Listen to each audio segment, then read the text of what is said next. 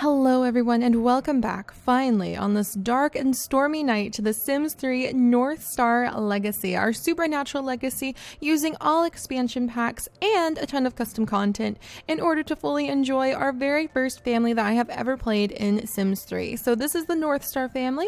Many of you are probably familiar with them, and if you're not, we have links to their long legacy in the video description below so you can be able to catch up on everything that they've done. A warning, it's a little bit painful in season 1 because that was the first time I was playing Sims, and this is the first episode on the new computer where everything will be smooth and fast and beautiful and buttery, and it's awesome. But I will also give you guys a quick introduction. So this is our supernatural legacy family. It's been quite the wild ride. We have Darien, who is the son of a witch and alchemist extraordinaire, who has been leading the family as Generation 1 heir. And he now has several children. We've got a lot of kids in this family, and we are moving into Generation 2, preparing to send our Generation 2 heiress, Ariel, off to university, where she must then decide which path to follow. Will she take the path of magic, the way that her father really hopes that she, as the only witch who has inherited his powers in the whole family, will carry on the centuries-old family legacy of the magic studies in their family? Or will she follow what seems to be her natural inclinations and her mother's path in going down science and forsaking some of her magic skills in order to study logic and in order to really get into the sciences? So Generation 2 has a big choice ahead of her, but let me go ahead and introduce you guys to everybody and the Legacy House, because this is one of my favorite families. I know a lot of you guys really love these families because they're like a little mini soap drama opera thing, as has been pointed out, with all of the stuff that they get up into. And we don't have the entire family here, but I'll go ahead and introduce you really quickly to each person, just so we can kind of catch up and remember where everybody currently is at. And this is Darien. So this is Darien, our son of a witch, who is the alchemist in town. He has become the top level alchemist artisan. So he is at level 10. He's basically as high up as it can possibly go, I'm pretty sure.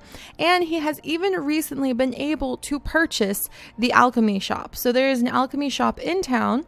And this is our town, by the way, of Haunted Meadows. It's pretty awesome. As you can see, there's fog, there's trees, there's little patches of pumpkins absolutely everywhere. And there are places for all of the supernaturals to be able to really find a home in this town. And that is kind of our goal, is to just really bring the supernaturals out, let them have fun, let them play, let them really experience life. So that's what this whole town is for. We have some very well-known faces here as well, including the Goth family, Mortimer Goth, and apparently his wife Bella is gone. They were having some marital issues, so I wonder if she moved out on him. She may have moved out on him. We have the Monstar family. We've also got the Scooby-Doo crew, believe it or not, from Scooby-Doo, living somewhere around here. There's the Gronin Winery. But yeah, the Scooby-Doo crew was living in one of these houses. I think they may have started to kind of marry into the town and sort of spread out. But over here, you can see this is the Brouhaha, the witch alchemy store. And we recently purchased it. So we had a takeover of the only other competitor for alchemy in the entire town. And it's kind of located out in the middle of absolutely nowhere. And this is our real estate. I think all of the updates, all of the upgrade requirements are fully funded, and we should be seeing some income coming from the Brouhaha now. But Darien purchased it because he's like the lead alchemist in town. He's a little bit of a troublemaker. He's just a teeny bit, because he's getting a little bit more famous in town, or infamous, since he does love chucking random elixirs at people. And I have a feeling now that he's kind of entering midlife once again, he's going to start chucking elixirs in people's faces again. He tends to do that because that is one of the things you actually need to do, believe it or not, chuck elixirs in people's faces, to be able to complete some of the skills for your skill journal in alchemy. So he has created over 200 elixirs. He has turned one sim into a supernatural. He's thrown 37 elixirs at other sims. And if you look over here, and to throw 50 elixirs at other sims to achieve the Alchemist Anonymous challenge. And I love completing these challenges, so that's one of the things he's been working on. We have to relearn all of the alchemy recipes. He used to know all of them, but I installed a mod that has added quite a few custom recipes. So that's super exciting, since now we can see there's recipes where you can turn someone into the mermaid. You can turn someone into a alien. You can do all sorts of super special recipes thanks to the little mod that we installed. So that's really fun. But that's Darien. He also has lived a lot longer than he normally should because he has married the beautiful Gena Northstar, who's a fairy, and her life stages last basically forever. Oh, he's gonna like age up into an adult tomorrow. That's happening pretty suddenly because I've changed the age settings just a wee bit. But yeah, Darien is going to be aging up into an adult. He is already aged up into adult. He was almost an elder, and he made a potion of Fountain of Youth potion, and he managed to turn back into a young adult. But I have a rule in place where you can only use that potion to revert your age once. And then the next time you use it, it will only be half as effective. And the next time you use it, you'll only be 25% as effective. And then on the next time, it doesn't work at all.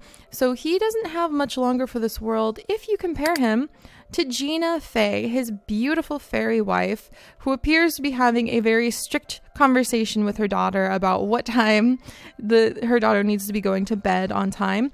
But Gina is kind of a really great contrast to Darien because she is a very mad scientist. She was also an orphaned fairy, and Darien's first daughter was an orphaned fairy that he adopted. And she just doesn't really have much in touch with her magic side. She sort of just ignores it, and she focuses strongly on her science side, her love of logic, her love of skills. And she's currently working on completing her lifetime wish of becoming a scientific specialist. And that means reaching level 10 in the science skill and reaching level 10 in any science, medical, or business career. And she is so close. I believe we've already reached level 10 in the science skill, almost. That's handiness. Where's science? Right here. She is almost a level 10 in the science skill, and she is getting really close on her creature crossbreeder performance, so hopefully she can be promoted pretty soon. She's doing very well. She's totally focused on the sciences. She works in town at the Holy Cow Memorial Hospital, which is over here. Let's see. Yep, Holy Cow Memorial Hospital. That's where she works. And she really loves her job. And it kind of has a lot of issues with the family. Whoops, wrong house. There we go. It kind of creates a lot of tension between the family because Darien is a technophobe. And here is his, like, a brooding technophobe who's proper. He likes things very traditional. You can see there's a lot of traditional pieces in the background, a lot of the books, some of his elixirs. If we go up into the attic, that's where he has his very traditional setup of doing everything, grinding the mortar and pestle, doing everything very, very by the old dusty books that he has learned. I just realized that the symbol in the front of this is a llama, by the way. That's the best. So that's what Darien does. Oh, and we have his little conversion table where he comes up and he converts these items from lettuce and other things that we put up here. That's so awesome.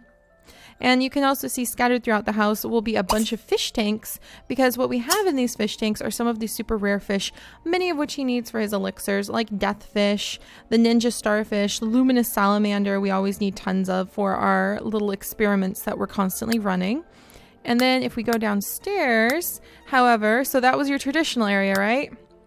And then we come downstairs into Gina's laboratory, where clearly this is not traditional. This is full of technology. It's also full of a bunch of plants from her experiments. And you can see this is where the little bunny gnomes like to come in and kind of look at the plants, because the flame fruit bushes are nice and warm. And we have a ghost chili pepper bush. We've also got like the scarab beetles. We've got some woohonium ingots. She really loves collecting metals. And so she has a whole bunch of the ingots, copper, silver, gold, that she has titanium that she's converted over here. We've got a bunch of geodes split open, a mercury vial, and an entire gigantic thing of robotic fish. So as you can imagine, this laboratory and Darien don't get along very well. Darien's constantly sneaking down here to try to sabotage things. We also have Gina's big giant aquarium full of jellyfish. We're trying to get a whole bunch of perfect jellyfish in here. So far we just have excellent quality. We need to clear out the aquarium. They breed if you have two of the same animal in the aquarium in The Sims 3, which is amazing. Too bad it doesn't do that with like all of the little creatures, but it'll do it with the fish. And then you can start selling the fish. So we'll have to clear that out. But yeah, he doesn't like her little lab, and he'll come down here and kind of mess with everything, and we have to chase him away. So that is Gina's dilemma. She mostly just ignores her husband's like antics in her laboratory, even if it is a little annoying, because she is always working on so many different science projects. She's got so much stuff going on that she can tend to forget and neglect her family, because she's also going to basically live forever. She's got 104 days before she actually turns into an adult. And so she tends to treat her family a lot lighter than she really should. She tends to think of them as more, it's kind of painful to say an experiment, but more of a loving experiment. And she forgets that her husband probably doesn't have much longer for this world in the grand scheme of things, especially because he already took a potion of youth in order to turn into a young adult again. So he's already like exercised what he can do with magic, and he definitely wouldn't touch anything that could help him with technology, like with a 10-foot pole, because he just hates technology. But that is what those two are up to. And Darien also has a daughter that's not related by blood to Gina. And let me see, where the heck, there we go, family tree. And that would be Zelda. So this is Zelda Northstar Ulrich. And Zelda is a fairy that Darien found abandoned as a baby and raised himself. She's pretty rebellious and she really loves the outdoors. She's big into supernatural. She fully embraces the magic side of things. And she's very family oriented. So she always supported her dad. But Darien really, he needs a genetic lineage in order to pass his magic down. As a fairy, Zelda can't have the witch powers that Darien had inherited, and she wasn't able to kind of follow through with that magic legacy the way he wanted. So that is why Ariel, his second daughter, who is the blood child of Darien and Gina, Ariel is the only one of their children who was actually born with any witch traits. She's the only one who's born with the ability to use magic, and that is why all of Darien's hopes and expectations for the legacy of his magic in the family is on her shoulders, and that's a big burden to carry around on her shoulders. So that's what she's got going on. As a perfectionist, easily impressed genius, friendly teenager who is very proper in her own way. She really likes to keep her hair at a certain length. She really likes to dress very cleanly. And really, you could look at that two ways. She's either following her father's traditional ways, or she's keeping to the more sterile, kind of proper, clean looks of a scientist. So she's yanked back and forth, Ariel, our little heiress, and trying to decide what she wants to do with her life. She constantly wants to talk to her dad, try to impress him by working hard in the alchemy career, try out magic, but one second she'll have all of these wants, and the next second she'll want to do all sorts of things with her mom's science equipment downstairs, or she'll want to go and visit the science lab, or she'll want to work on some of those skills. So it's very tricky. She's kind of wrestling the two different aspects of her life and trying to please both of her parents. And then we've also got a couple more kids who are kind of missing. As you can see, we have another blood child of Darien and Gina, and this is Thane Northstar, their son. And Thane is a disciplined, rebellious loner who is currently away with his twin, in quotation marks, brother, right over here, Caden. So Thane and Caden are currently away at the Center for the Arts boarding school for kids. So they're off currently at like their little artsy boarding school. They're both really great. Thane and Caden really love each other, and they really wanted to kind of have that higher level education, and Gina really wanted to see that with her kids this time. So off they went. And the way that Caden, who is a plant sim, is the twin to Thane, who is a fairy, is that Caden was harvested the same night that Thane was born. And so we're saying that they were born at the same time, and they're unofficial twins, but they consider each other twins, and so does the entire family. So it's really nice that way. They kind of complement each other. Thane is indeed another fairy, and we've kind of decided that all of the different fairies will take after a different kind of flying insect. And that's not as weird as it sounds. For example, Thane is kind of like a moth. He's lighter colors, his wings are darker in coloring, and his personality is much more in tune with the night and being alone. And then Gina over here is much more like a dragonfly. She's fast, she's kind of got things focused, she's brighter in coloring, she makes a lot of noise with where she goes around. And then we've got our third little fairy. Where'd she go? We've got Zelda, and Zelda is actually much more focused on being like a little tiny butterfly. She's got very small wings, and so she's more like a tiny little friendly butterfly that flits between all the different flowers. And she is married to Wyatt, and they recently got married on their own, so that was really exciting. But Wyatt is her husband. He is very friendly. He's a night owl, brave, photographer eye, vegetarian, irresistible. And it's a good thing he's a vegetarian because he turned into a fairy. He accepted a potion from Darien that helped him turn into a fairy. So I'm going to say that he had maybe some family lineage where he just needed it brought out a little bit, and he could bring into his fairy blood that was just waiting to come alive. But those two are sitting over there, and we're actually thinking about doing, they're in their own house. We're thinking about doing a unicorn challenge with them and their family, where we try to have like 50 unicorn foals born. And I think that would be a really fun challenge, especially to do in this town. And I know a lot of you guys are waiting for that, so it's going to be happening. So that's going to be very exciting. So that's all of the kids. And well, not all of the kids, because we've got more. We have this little guy who actually, it's his birthday tonight. That's why they're eating birthday cake in the kitchen. This is Brian. And this is actually, believe it or not, Brian Goth. How is he Brian Goth? He is Brian Goth because he is the clone of Mortimer Goth here in town. Mortimer Goth, before his midlife crisis and downfall where he got kicked out of his job, like he got ousted out of his job by an upstart who took his position. And then he had like this midlife crisis as a dirty street musician, and then Bella left him after having like another child. So Bella, like, I don't know where she is, but the real Mortimer Goth is roaming around just kind of despondent and raising a toddler. And little does he know that in town, Gina, who managed to snag some of his DNA, cloned him, because even though Mortimer, the real like Mortimer Goth, is going through some things right now, he's very, very intelligent, a genius, very smart, definitely rose to the top of his field.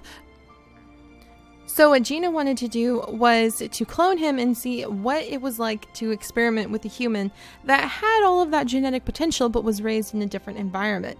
So this is Brian. He is the clone of Mortimer Goth, and there are rumors, especially among many of you, that we should probably experiment with seeing what would happen if he wandered up into his dad's, because we consider Darien to be his father, since Darien's helping raise him. Even if Brian's just in his own little empty family tree, we consider Darien and Gina to be his parents.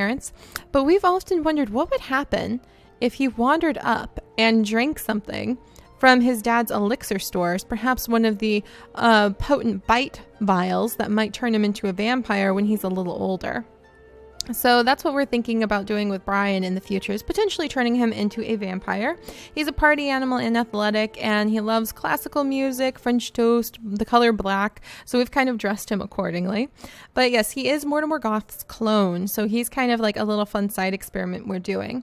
And speaking of side experiments, I will note one of the big storyline twists we were dealing with last time is that Darien has been having a lot of doubts. He is turning into an adult now. Gina's super busy because she's just about ready to max out her science skill, just about ready to reach the top of the science career. So she's so distracted with work and raising Brian and kind of trying to keep Ariel's like in line with all of her rebellion things that Darien is kind of feeling neglected by Gina. And Darien met someone at the brouhaha when he was over there the other day taking care of it. He met Marlene Pruitt and threw a friendship vial at her, and then he rolled the wish to actually have an affair with her in some ways, to cast a love charm on her. And Marlene Pruitt is another family in town. The Pruitt family is a witch family. They are all witches. They have a very long, strong line of witches, and she has several witch children. And we are dealing with the question of, will Darien cheat on his wife Gina to try to have another child with Marlene and make sure that it's raised within a household that focuses exclusively on traditional witch lifestyle? So then he would feel a little bit reassured that, hey, my legacy is passed down, my lineage, my child will definitely continue on like the inheritance of magic and not like ignore it and see it fall to the wayside the way way Ariel kind of seems to be doing lately. So we are keeping an eye on that. I don't know what will happen. I don't know if Darien is going to cheat on his wife or not, but I have a strong feeling that, especially because he is about to hit a midlife crisis, we may just see something happen. And really, the ethics of that are kind of up in the air. I mean, Gina has kind of brought children into this world without really talking to Darien about it. She did clone someone else without letting them know. She did raise like a plant son. So is Darien really that out of line? We'll have to think about that. So that's kind of one of the big plots that's currently going on top of Ariel's struggles to try to impress both of her parents and not get too overwhelmed. And then we have a mummy nanny, just to be the icing on the cake. This is the mummy nanny that we have. And actually, she's looking pretty cool down here. Oh, look at all of her little mushrooms all glowing. Oh, this is so cool. And as you can see, we've got one heck of an awesome garden back here. What the heck is that? Oh, it's one of the little witch gnomes like laying on her side. I was so confused. But we are back with the Northstar family. This, in case you guys don't know, is Izzy. Izzy is a mummy nanny that they hired to take care of their kids. So Izzy is a mummy from Simslahara, and she actually takes care of all the babies. She was cursed to be a mummy way back many centuries ago when she decided to kind of start an affair with the wrong kind of guy who happened to be married to a very powerful sorceress at the time. So it wasn't the best thing to do. She kind of like cheated with the husband of one of the lead court sorceresses, is what we're saying, and was cursed to be a mummy in retaliation. So unfortunately, Izzy has a little bit, she's kind of got a thing for married guys. Thankfully, we keep her and Darien apart, but sometimes it's a bit of a struggle. She also has a thing for vampires and werewolves, it seems, but she really likes Hiroshi Nakamura, which some of you guys may know. He is one of the NPCs that came in the town, and he's actually the author of some pretty awesome novels out of Japan. I've read a couple of his pieces of work. So she really has a big like fangirl crush on him, but he has like moved on and had a kid with another woman, so it's kind of hard to pin him down.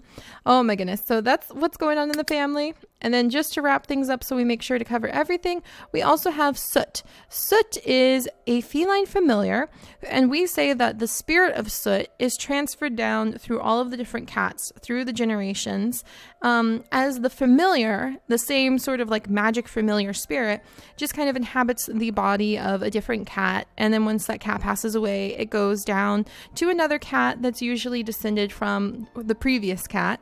And that way he's able to keep companionship with Darien and his family line throughout the years. So Soot has recently carried on his genetic legacy with Storm, who will one day inherit Soot's familiar spirit and become the new familiar of the family. And then we've also got Cloud, who's just a normal cat who also happens to be like Soot's mate and the mother of Storm. So phew, oh my gosh, that was so much to go over. Oh, and we have a dragon somewhere. We did have a dragon somewhere. I think I need to hatch a new one because something happened to our old one.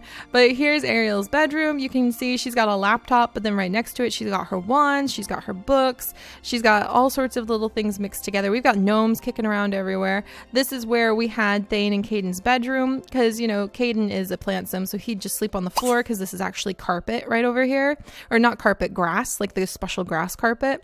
And then Caden, Thane, would sleep in his little fairy house. So yeah, we have so much going on. This family has just been so busy, and sometimes I feel like nothing has happened because we're still just on generation 2, and then we stop and look at all of these things and I'm like, holy moly, so much has happened. So this has just been kind of like a little quick update video. We'll do another video very soon to start jumping into the actual play of everything, but I just wanted to catch everybody up on what's going on in the household, what the families are doing, what kind of drama we can expect, because things are going to start moving a lot faster now. I want to get Ariel ready. Her big lifetime wish is to be the perfect student in university. And so my goal with her is to send her to university and then to transform the university that she goes to so that it has like a lot more magic influences. So maybe we'll build like a dorm where it's mostly supernaturals, like she invites other supernaturals to live with her. Maybe we'll work on building a lot of extra buildings, extra places, extra schools where it's all focused about learning magic skills. And so she'll have to focus on magic or science and when she hits college, and it's going to be really interesting to see what she decides to do in the future, what path she takes, and if we might have a surprise like Generation 3 heir that carries Darien's legacy in a whole different family. So that would be very interesting. So there's a lot going on, and I can't wait to share the little soap opera drama with you next time. So I'll see you guys then. Bye-bye.